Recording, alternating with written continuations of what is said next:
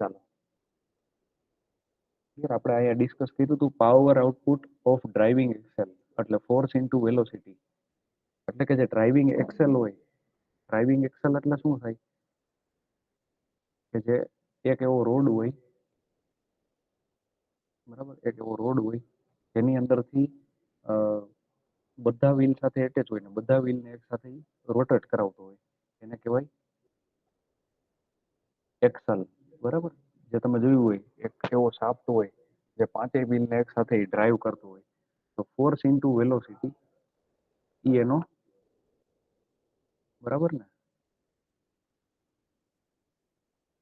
એનું output power રહેશે force into velocity. આવડું જે આપણે ઓલરેડી તમે રૂબરૂ આવ્યા હતા ત્યારે જોયું હતું. અને આ વેલોસિટી છે એ મીટર પ્રતિ સેકન્ડમાં છે. ચાલો પેલા કઈ ચિંતા કરવાની જરૂર નથી, થઈ જશે. હવે જો આવી રીતે હોય, મેં તમને પેલા બતાવ્યું છે ગિયર મિકેનિઝમ, આ ગિયર કહેવાય, આ એક્સલ કહેવાય. જો આ એક્સલ છે, હવે એક્સલ ફરતી હોય એટલે કે આવડું આ મોટર છે આપણી, મોટરનો શાફ્ટ ફરશે, ગિયર પિનિયન ફરશે. પિનિયન એટલે શું છે? Circular gear. મેં પહેલા કીધું હતું પિનિયન એટલે શું છે? સર્ક્યુલર ગિયર એટલે કે આવી રીતે આમ ચક્કર વાળું, બરાબર, સર્ક્યુલર ગિયર. એક આમ કહેવાય ને ચક્કર છે પણ ગોળાકારમાં છે. આમ તમને દોરીને દેખાડ્યું આવી રીતે મોટરને ડ્રાઈવ કરશે. ફોર્સ ઇન્ટુ વેલોસિટી, મેં તમને કીધું વેલોસિટી છે એ કિલોમીટર પ્રતિ કલાકમાં છે. તો 1 કિલોમીટર એટલે કેટલા મીટર થાય? 1000. એટલે અહીં ઉપર 1000 લખ્યા છે, બરાબર. અને 1 કલાક એટલે 3600 સેકન્ડ, એટલે ડિવાઈડ બાય 3600 લખ્યું છે. ત્યાં વેલોસિટી કેવી થઈ જશે હવે? ફોર્સ ઇન્ટુ વેલોસિટી, અને અહીંયા પાવર વોટમાં તો તેને કિલોમાં લઈ લીધો. જો એટલે આ 1000 છે ને, લખેલા હતા ત્યારે વોટ એકમ લખાતો હતો, હવે કિલો થઈ ગયું. એટલે આ 1000 હતા એ જતા રહ્યા, કારણ કે કિલો એટલે 1000 થાય, આપણને બધાને ખબર છે. એફિશિયન્સી એટલે શું થાય? Output upon input. તો આ આપણો આઉટપુટ પાવર છે, બધાને દેખાય છે. આઉટપુટ પાવરનું સૂત્ર છે આ. હવે એની જગ્યાએ મારે ઇનપુટ પાવર જોતો હોય મિકેનિકલનો, મોટર આપણને મોટર મોટરનું ઇનપુટ, જે મોટર શું છે? ઇનપુટ છે. અને આ બધા ડ્રાઇવિંગ એક્સેલનો પાવર છે. તો મોટરનું ઇનપુટ કેટલું છે એ મારે જોતું હોય, બરાબર. તો ફોર્સ ઇન્ટુ વેલોસિટી, એફિશિયન્સી એટલે શું થાય? આઉટપુટના છેદમાં ઇનપુટ, આવું થાય. Output divide by input. તો ઇનપુટને હું ઓલી બાજુ જવા દઉં અને એફિશિયન્સીને આ બાજુ લઈ લઉં, તો ઇનપુટ બરાબર આઉટપુટ ડિવાઈડ બાય એફિશિયન્સી. તો આઉટપુટ આપણી પાસે લખ્યું જ છે, force into velocity divide by 3600 eta. આટલું બધાને ક્લિયર હશે અહીં સુધી? આપણે ખાલી આ કન્વર્ટ નહોતા કર્યા મીટર પ્રતિ સેકન્ડમાં, એ હવે આજે કર્યા છે. પછી અહીંયા સુધી આપણે જોયું હતું force into velocity into time, એટલે આપણને ફોર્સ ઇન્ટુ ડિસ્ટન્સ કરશો એટલે સ્પેસિફિક એનર્જી મળશે. વેલો આવતો જ આ ડાંગર હંસ.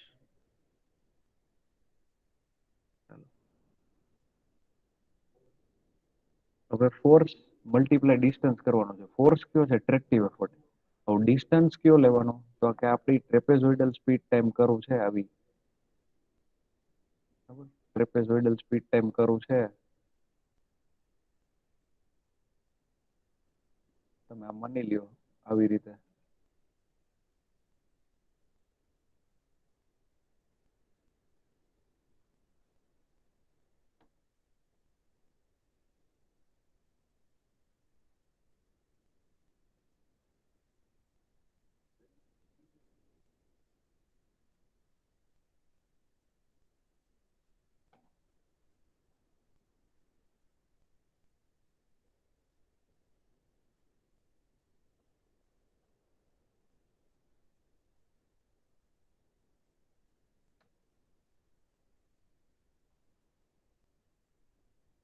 ટ્રેપેઝોઇડલ સ્પીડ ટાઈમ કરું છે આપણી યાર આવી રીતે.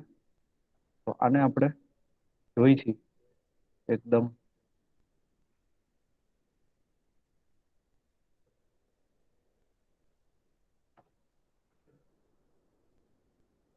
તો મારે સ્પેસિફિક એનર્જી કન્ઝપ્શન જોતું હોય તો એરિયા મારે ગોતવો પડે. તો એરિયા મારે કેટલો લેવાનો છે તો કે જે એક્સેલરેશન નો અને રિટાર્ડેશન નો એનો જ એરિયા લેવાનો છે. ફ્રી રનિંગ નો એરિયા લેવાનો નથી. બરાબર, ફ્રી રનિંગ નો એરિયા લેવાનો નથી. કારણ કે ફ્રી રનિંગ કેવું છે, સોરી, એનર્જી કન્ઝમ્પશન ડ્યુરિંગ મારે એક્સેલરેશન અને ફ્રી રન આ બે જ લેવાનું છે. બ્રેકિંગ સમયે મારે એનર્જી કન્ઝમ્પશન લેવાની નથી. ક્લિયર? એક્સેલરેશન એટલે કે અહીંયા સુધી મેક્સિમમ સ્પીડે પહોંચી જાય ત્યાં સુધી, અને આને કહેવાય ફ્રી રન. આ બેમાં જ કેટલી એનર્જી કન્ઝમ થાય છે એ આપણે લેવાની છે.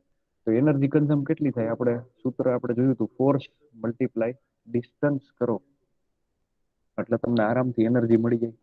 તો તમે એક્સેલરેશન નો એરિયા કેટલો છે તો કે એરિયા આટલો છે, અહીંથી લઈને આટલો, બરાબર, અહીંથી લઈને આટલો એરિયા છે એનો, એકદમ બધાને ખબર પડી જાય કે એક્સેલરેશન નો એરિયા કેટલો છે. ક્લિયર? બધા ફિગર જોઈએ જ છે. તો એક્સેલરેશન નો એરિયા કેટલો થાય, half multiply VM multiply T one. એની ફિગર બધા જોઈએ જ છે. ન જોયું હોય તો યાદ કરાવી દઉં.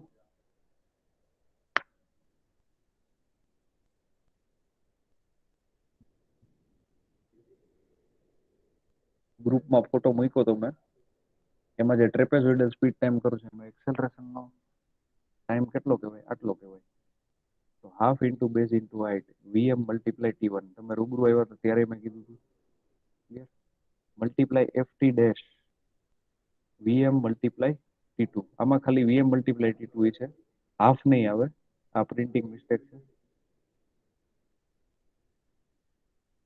બરાબર. હવે specific energy output. Specific energy output છે એ કેમાં આપણે દર્શાવી છે, વોટ આવર પર ટન કિલોમીટર.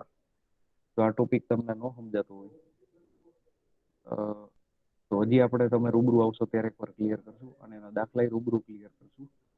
પણ અત્યારે એની ફોર્મ્યુલા ઉપરથી તમે કામ ચાલુ થઈ જશે તમારે આજે. ક્લિયર? આની ફોર્મ્યુલા આપણે શીખી લેશો આરામથી, એટલે તમારું જે ટાસ્ક છે એ તમારો કમ્પ્લીટ થવા માંડશે.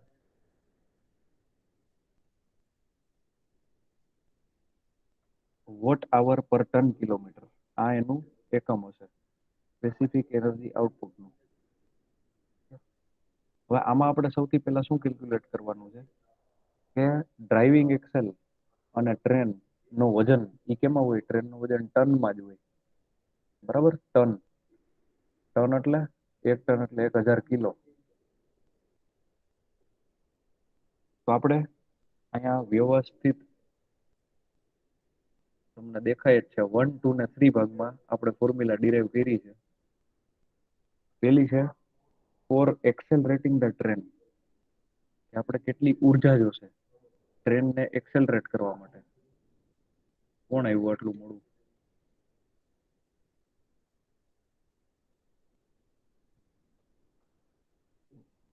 રાવણાણીભાઈ બહુ મોડું થતું લાગે છે. ચાલો, ટ્રેપેઝોઇડલ સ્પીડ ટાઈમ કરું છે એને ધ્યાનમાં લેવાની છે, બીજી એક એને ધ્યાનમાં નથી લેવાની. આવી રીતે આમ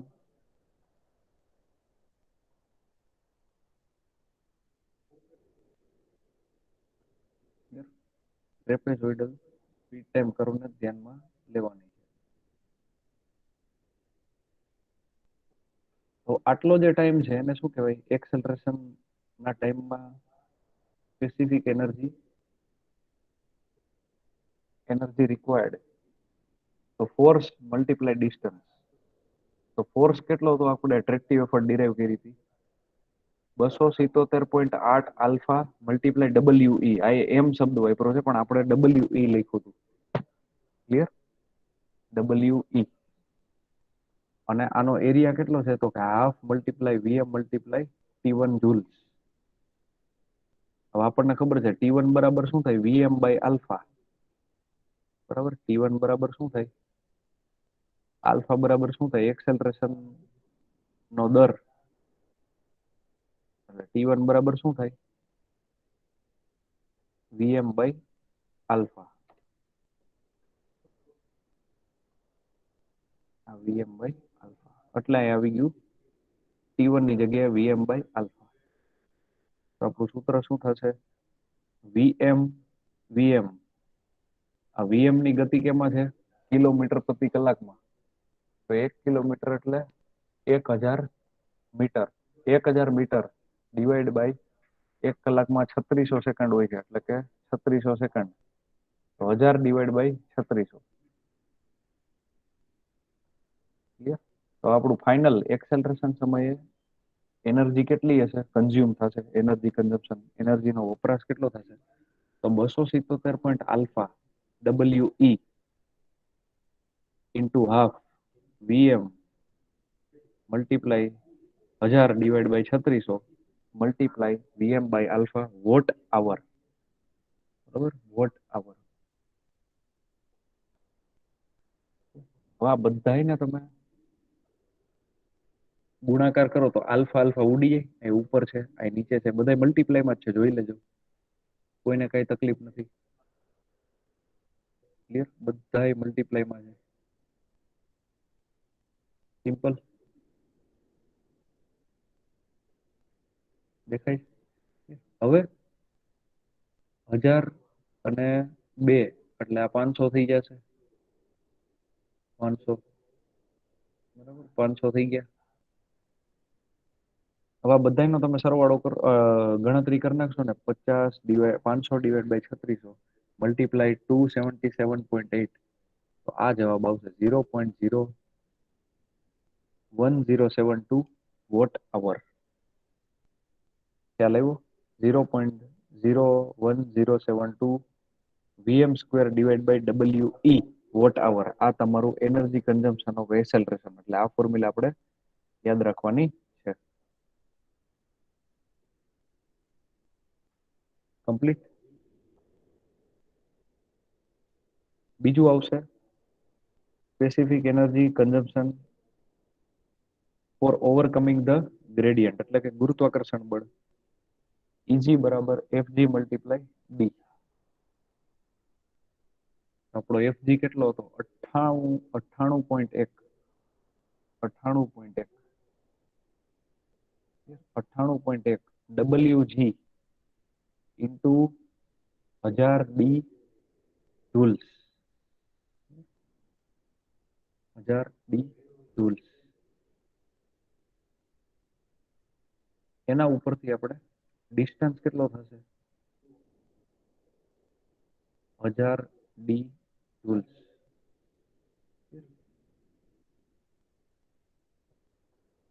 આ આપણો એનર્જી ગ્રેડિયન્ટ. આ 3600 એટલે વોટ આવરમાં મારે જવાબ જોઈએ છે, એટલા માટે. તો 98000 ડિવાઈડ બાય કિલોમીટર 1000 હતા. 1 કિલોમીટર એટલે 1000 મીટર થાય, એટલે આપણે આને 1000 કર્યું છે. 1000 ડી ડેશ. અને અહીંયા 3600 એટલે કર્યું છે. તો 98000 ડિવાઈડ બાય 3600 તમે કરશો તો 27.25 W G D dash. Clear? આપણે ડબલ્યુ લીધો તો આમાં એમ છે, એટલે કન્ફ્યુઝન ન થાય. એમ બરાબર ડબલ્યુ જ છે. ક્લિયર? અને છેલ્લું, હવાનો અવરોધને રોકવા માટે સ્પેસિફિક એનર્જી કન્ઝમ્પશન કેટલું હશે? આ હતું, આ કેના માટે હતું? ગુરુત્વાકર્ષણ, ગ્રેવિટીને લઈને. 27.25 ડબલ્યુ જી ડી ડેશ. ખ્યાલ આવી ગયો? P F R multiply D dash. Train resistance ક્યારે નડતો હોય? તો તમે એક વસ્તુ યાદ રાખજો, બ્રેકિંગ ટાઈમે તો આપણે રેઝિસ્ટન્સ એપ્લાય આપણે કરી છે. બરાબર, બ્રેકિંગ ટાઈમે કઈ એનર્જી કન્ઝ્યુમ નથી થતી. અમુકની આપણે એનર્જી સામેથી આપણે રોકીએ છીએ. તો આપણે એનર્જી કન્ઝ્યુમ ક્યારે થાય? એક ફ્રી રનિંગમાં થાય. અહીં તમે જોયું હતું ટાઈમ ઓફ ફ્રી રનિંગ અને ટાઈમ ઓફ એક્સેલરેશન. બે જ એનર્જી આવી ને. તમે બે જ જગ્યાએ એનર્જી વાપરો ને, એકવાર ટ્રેન એક્સેલરેટ કરો ત્યારે અને એકવાર ફ્રી રનિંગ ઉપર ચલાવો ત્યારે. ઓલું તો આપણે બ્રેક એપ્લાય કરી સામે એપ્લાય કરી, એમાં કઈ એનર્જી વપરાતી નથી, એટલે એમાં કઈ એનર્જી કન્ઝમ્પશન આવતું નથી. એટલે લાસ્ટમાં FR મલ્ટીપ્લાય ડી, તો W × R 1000 D dash divide by 3600, એટલે 1000 ડિવાઈડ બાય 3600 કરો એટલે 0.2778 WR ડી ડેશ. પૂરું. WR D dash. હવે આ ત્રણેય એનર્જીનો આપણે સરવાળો કરો.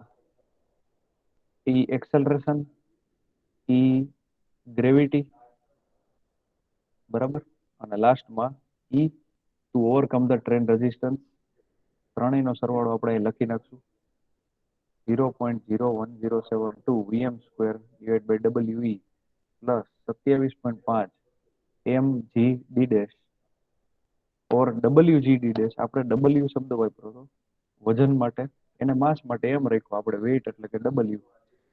કાંઈ તફાવત નથી, ખાલી વજન છે.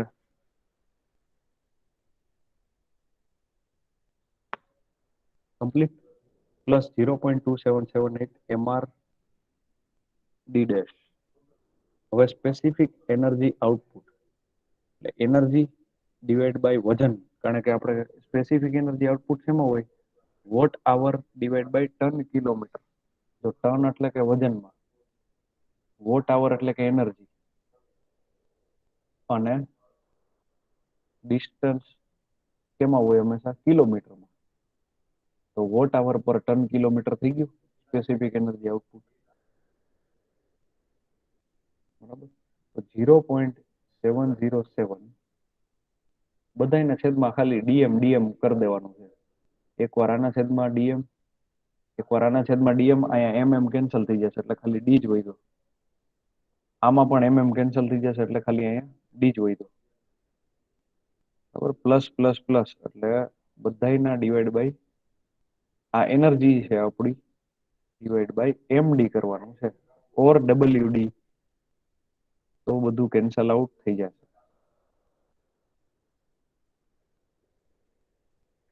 ઈઝી. હવે લાસ્ટ આપણે સિમ્પલ ગણતરી કરી નાખશું તો છેલ્લે આપણી પાસે આવું વધશે. કારણ કે કેપિટલ જી ની પણ કંઈક વેલ્યુ છે, અને ગ્રેડિયન્ટ એનો કાંઈ છે નહીં. તો આ વચ્ચેનો ટર્મ કદાચ જો ગુરુત્વાકર્ષણ બળનો કાંઈ આપણે જરૂર ન હોય અને આપણી ટ્રેન સીધા પાટા ઉપર જ ચાલતી હોય, આમ ઢાળે ન ચડતા હોય અને ઢાળ ઉતરતા પણ ન હોય, બે માંથી કાંઈ પણ ન હોય, તો એ આપણો ગ્રેડિયન્ટ કેટલો થઈ જશે? 0 થઈ જશે. ક્લિયર?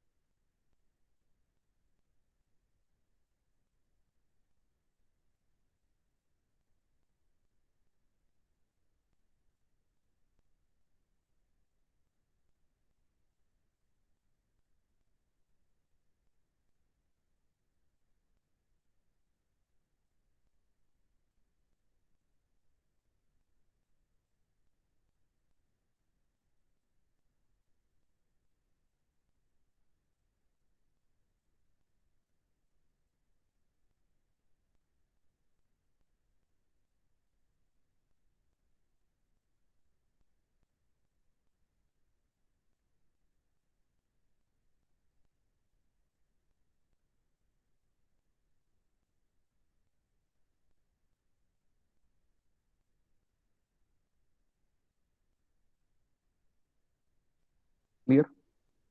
જો પછી આ બીજી મેથડ છે સ્પેસિફિક એનર્જી ફાઇન્ડ આઉટ કરવા માટે. યાર જવાબ બધામાં સેમ જ આવશે, પણ મેથડ થોડીક અલગ છે. ખ્યાલ આવી ગયો.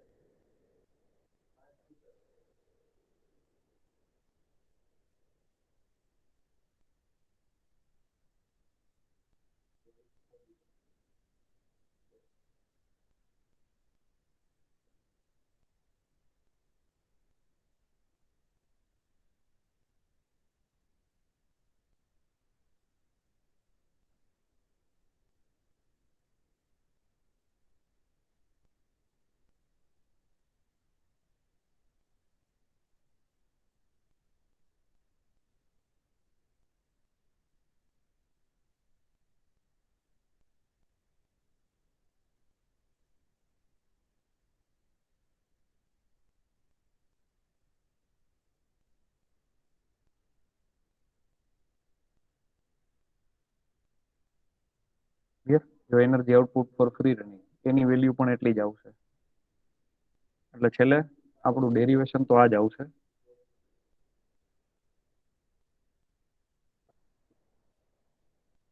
હવે એનર્જી કન્ઝમ્પશન, એનર્જી ખરેખર વપરાય છે કેટલી?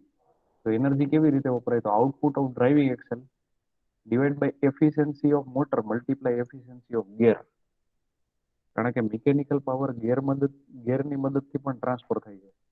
એટલે બેયનો ઉપયોગ આમાં લેવો જોશે. તો સ્પેસિફિક એનર્જી કન્ઝમ્પશન કોને કહેવાય? Watt hour divide by ton kilometre. કારણ કે ઉર્જા ડિવાઈડ બાય ટ્રેન હાલે છે, એ એક લંબાઈ ઉપર હાલે છે અને એનો કંઈક વજન છે. તો ટોટલ એનર્જી ઓફ કન્ઝમ્પશન એનું સૂત્ર આપણું આ થશે. આની ઉપરથી તમારા બધા દાખલા સોલ્વ થશે. જે ઉપર મળ્યું હતું ઈ જ સેમ ટુ સેમ. આ બે ઇક્વેશન સેમ ટુ સેમ જ છે. આ બે સેમ છે, જોઈ લેજો. બે સેમ છે. ક્લિયર. બે સેમ છે. ખાલી બીજી મેથડથી સૂત્રને ડિરાઈવ કર્યું. જોઈ લ્યો. રેડી. અને આની ઉપરથી તમારા બધા ઇક્વેશન, બધા ક્વેશ્ચન છે સોલ્વ થઈ જશે આની મદદથી.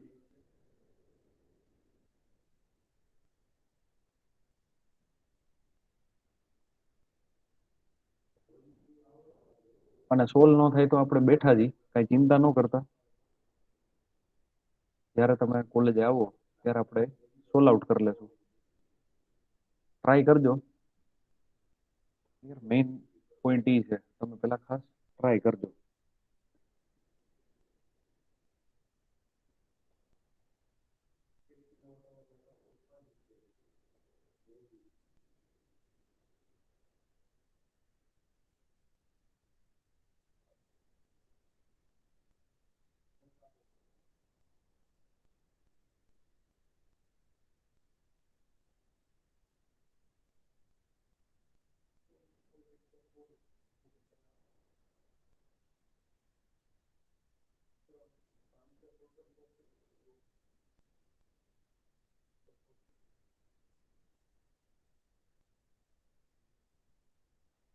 ક્લિયર. ચાલો, આમાં કોઈને કઈ ક્વેરી હોય તો પૂછી લ્યો. હું એક્સપ્રેશન ખુલ્લું રાખું છું. એવું હોય તો નોટ ડાઉન કરી લ્યો.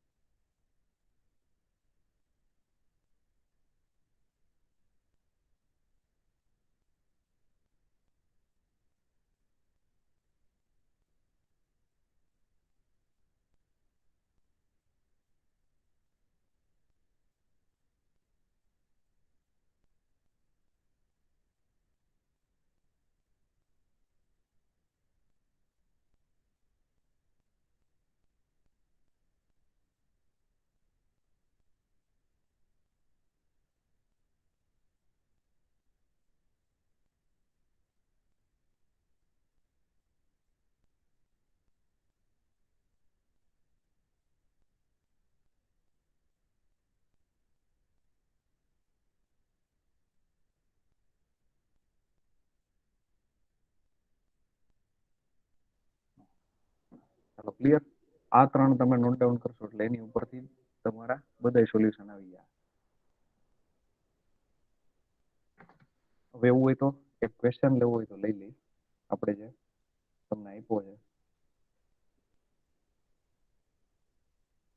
તમારું જે એક્સપેરિમેન્ટ 3 છે એનો કોઈ પણ એક ક્વેશ્ચન લેવો હોય તો લઈ લ્યો. તો આપણે એને અહીંયા તમારી રીતે ટ્રાય કરજો. ઓનલાઈન આપણે એને ટ્રાય નથી કરવું.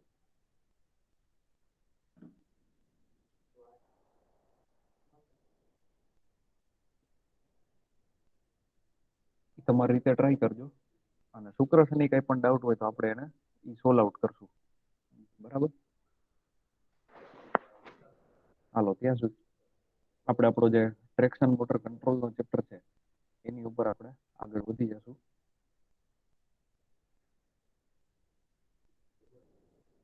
આમાં કોઈને કઈ ડાઉટ હોય તો પૂછી લ્યો હવે ફટાફટ. લેબમાં તમારે આજે પણ એક એક્સપેરિમેન્ટ નવો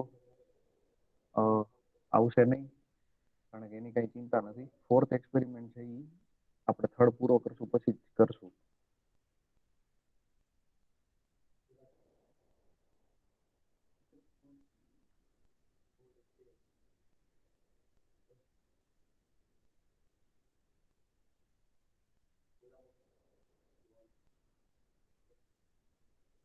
અને થર્ડમાં કોઈને પેલા રફમાં કરજો જે થર્ડ એક્સપેરિમેન્ટ છે એ, પછી આપણે જવાબ છે એ વેરીફાઈ કરી લેશું. જવાબ છે એ વેરીફાઈ કરી લેશું પછી બધાય એને ફાઇલ પેજમાં કેમ ઉતારજો એટલે તમારું વર્ક છે એ નીટ એન્ડ ક્લીન જળવાઈ રહે.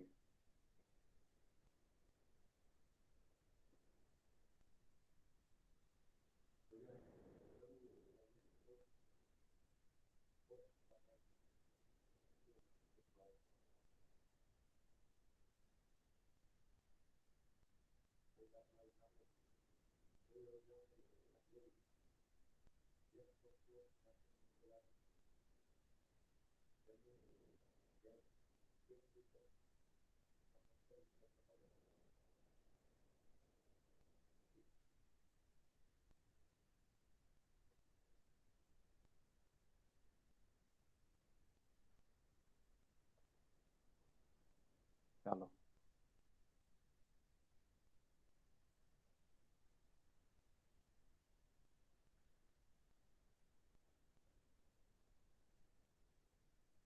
તમારી કઈ પણ જાતની ક્વેરી હોય તો પૂછી લ્યો.